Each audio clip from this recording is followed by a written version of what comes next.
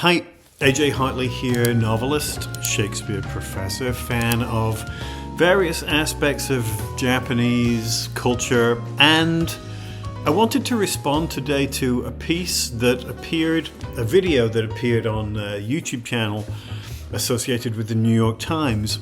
It's a mini documentary by Emma Ryan Yamazaki in the Up Docs section of the New York Times' YouTube channel, and it's entitled What Japan Teaches Its Kids.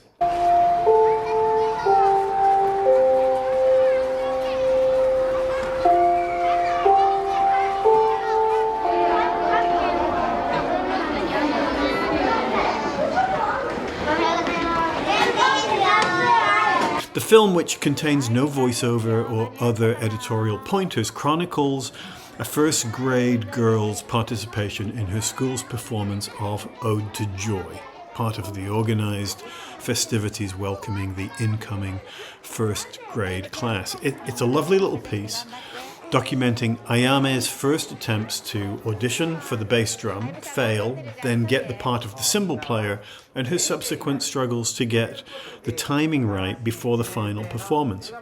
Its core ideas are pretty self-evident, so I strongly recommend that you watch it before watching this video any further. I've included the link in the description for this video below, so check it out.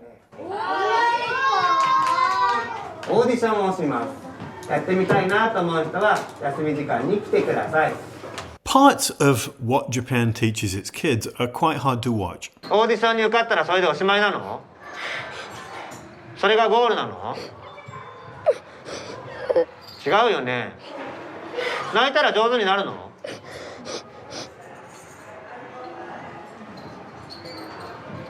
？Ayame's desolation when she fails is so profound, and the teacher's chiding her for not practicing enough as tears stream down her face might strike some as overly strict, even unfeeling.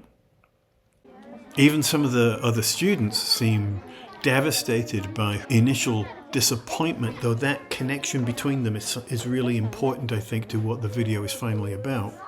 And the teacher's point at the end seems borne out by the students who celebrate not simply their own achievement, but their being part of something larger than themselves. ねえ、私たちって何なんだろうね。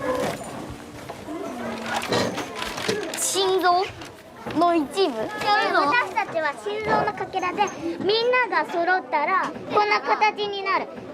で、一人こんな風にずれたらもう心臓はできないよ。心臓はできない。Together, their hearts combine into a single entity. It's a familiar notion in Japan. The spirit of the oft-repeated "Ganbarimashou," which you might... では発表します。大太鼓を演奏する人は1年1組井出さんにお願いしたいと思います。はい、井出さん起立。はい、はい、頑張ってください。ありがとうございます。はい、では、今日のオーディションはここまでになります。他の人は明日もね、また違う楽器がありますから。Translate as something like, let's work hard together, let's struggle together, in service of a social goal. The video is a celebration of a determined work ethic, but in key respects, it also privileges the group over the individual and teaches the value of service. Each individual tries their best, working consistently to improve their contribution, carrying the expectations of their peers with them. But their achievement is finally less as individuals than it is as a collective. The students' work is ultimately about making the new first graders, the only people in the school of lower status than them, feel welcome. The higher social order supporting the lower social order. This core ethic is shown elsewhere in the video as the children do the daily chores of serving each other lunch, cleaning the halls and the classrooms and so on. Again, one heart divided between multiple people. It's hard to imagine anything less American. The West's privileging of the individual is so deeply rooted that videos like this stir anxieties about social conformity, even the breaking of spirits. The nail which stands up, says the Japanese proverb, will be hammered down.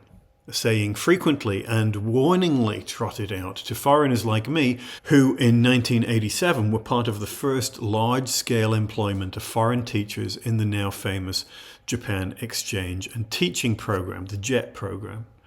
It's particularly hard to imagine middle-class US parents standing passively by as their precious elementary school children are reduced to tears by the pressure to deliver. As individuals, our feelings and our sense of being appreciated are paramount, and we extend such privileges to our children with an almost greedy passion. Our kids are first and foremost ours, which invariably means that what we might ignore when visited on others, we won't tolerate for our own children, who are by definition special.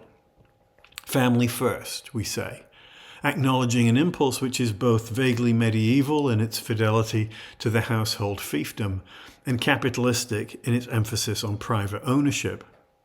In Japan, by contrast, parents are often not the first port of call in correcting childhood behavior, but play second fiddle to the teachers, who have a greater hand in raising these kids not as individuals or as family members, but as citizens. It's sometimes said in the West that being a parent is about having your heart walk around outside your body. It's a potent metaphor for the powerlessness of the parent, the fragility of the child, and the bond between them. But it also reinforces that sense of the child as a part of the parent.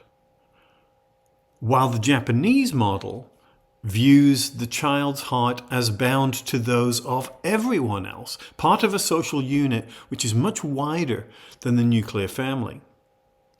As Yamazaki's commentary included in the video's description points out, this is the backbone of Japanese society and culture, for better and worse.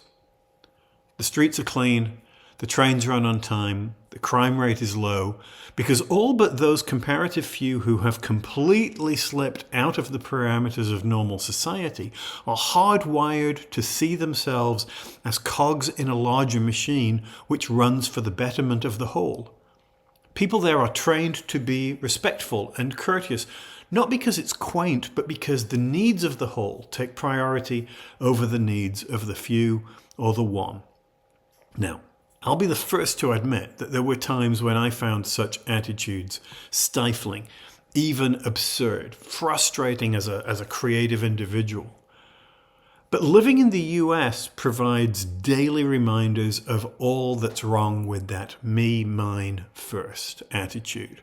From the minor irritations of recklessly selfish drivers to the constant threat of what might happen if a single gun owner decides that his private misery justifies life-threatening violence against as many people as possible. Many older adults in the US are comfortable mocking the millennials who get, as we say, trophies for participation. But it wasn't the kids who created this climate in which they're celebrated whether or not they deliver. It was the parents who, seeing themselves in their offspring, needed to be reassured that little Joey was indeed the genius or the athlete that they believe him to be. As I said, Ayame's grief at her failure, her devastation at being publicly chided, is hard to watch. But the teacher never targets her failure as a lack of ability or talent. Actually, quite the opposite. He targets her failure to practice, something he offers to help her with. あなたができるところはちゃんと音が鳴ってたよ。